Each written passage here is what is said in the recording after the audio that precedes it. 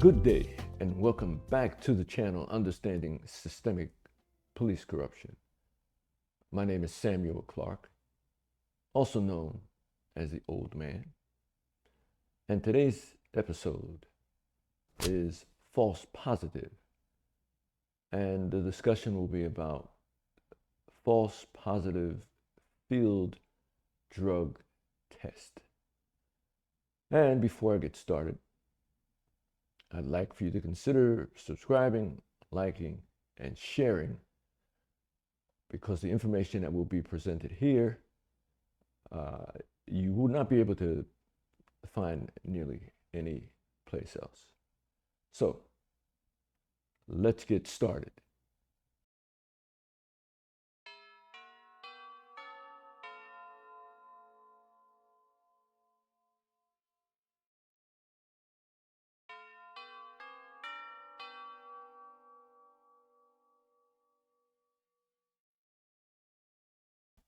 The Quattrone Center for the Fair Administration of Justice out of the University of Pennsylvania had conducted a detailed study in this area and submitted a report. The name of the report is Guilty Until Proven Innocent, Field Drug Test, and Wrongful Convictions. Now, many times, thousands of times, millions of times, throughout the country, police officers use these field drug tests, which they add a chemical onto the suspected drugs, and if it turns a color, usually red or blue, that's an indication that the substance tested is a illegal drug. However, these tests are designed to not be the final test, because the final test must be done in a certified laboratory with qualified technicians. So it's not a conclusive test. It's just saying that it's a possibility and you should test further. However, many people have been arrested and have pleaded guilty to a lesser offense. So, for instance, I'm stopped and the officer wants to search my car, and of course I'm going to say no, and or at least that, hey, I'm under duress. I'm under duress here, and I'm not consenting to any search. So I have some of my vitamin pills with me, and they do this field test, and because of the color, it says, oh, we're going to have to arrest you for possession of fentanyl. I don't possess fentanyl. I don't use any type of drug. I don't drink. I don't use marijuana. Nothing. I don't even like prescription medication. I don't think that's something that should be in your body. But that's another story. So based on this field test, which is not conclusive, I need to make certain that my defense team sees the actual certified laboratory test that confirms the field drug test. And as a matter of fact, my legal team may want another certified lab to do the test. The bottom line here is that many people have been arrested, and in fact convicted, whether they do a plea bargain, and I have an episode on plea bargain and what you're giving away in a plea bargain, And you should certainly watch that particular episode.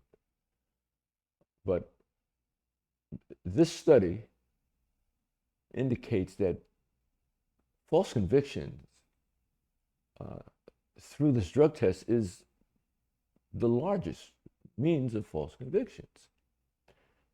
And there is an established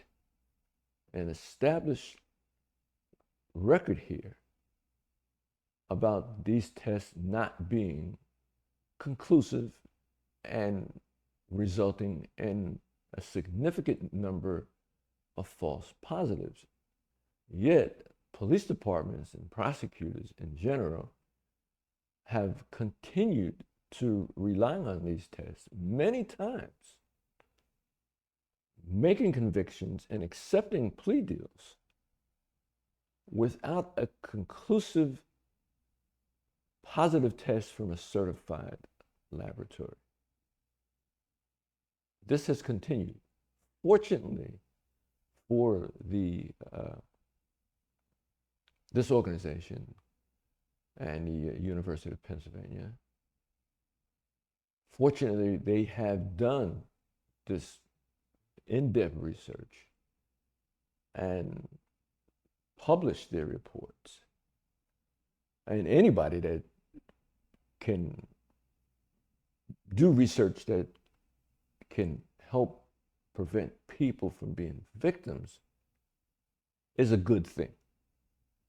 And in one case, which was covered by, I believe, MSNBC, that occurred in Georgia, a couple was arrested, and it's my understanding from the published reports, spent 2 weeks in jail, and I believe they had at least one minor child that was under the age of 10. So 2 weeks in jail. Someone has to take care of your children. Maybe your child is going to be put into protective custody, or the child protection services. What's going to happen to your job?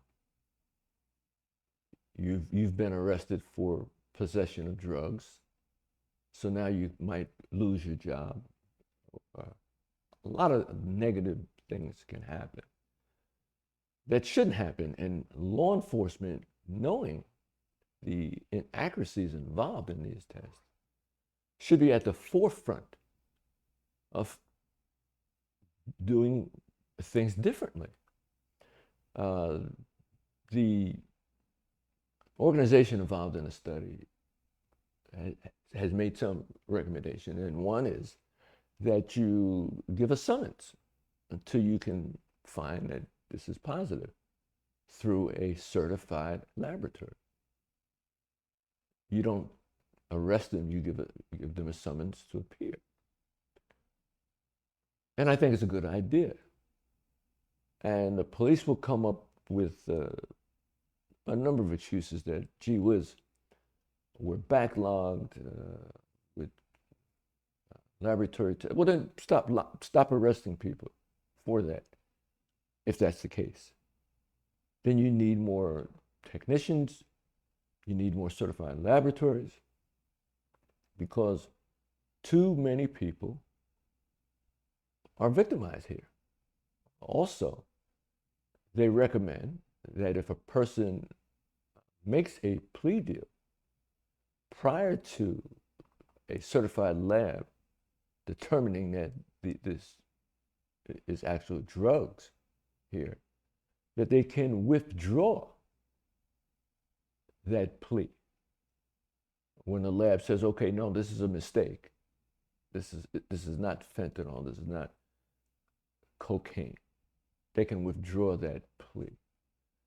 So these were recommended by the researchers, not by the prosecutors, not by law enforcement. We're all supposed to be on the same team for justice, and no one should be victimized. And once it's discovered, you have to make changes.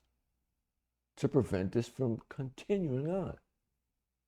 And this continues each year. So hopefully, these things that are being publicized will put pressure on prosecutors to make the necessary changes, and for legislators to make the necessary changes. And hopefully the public will be pushing them in the back, kicking them in the butt, because innocent people have to suffer tremendous consequences. Innocent people should not have to suffer these type of consequences. Not at all.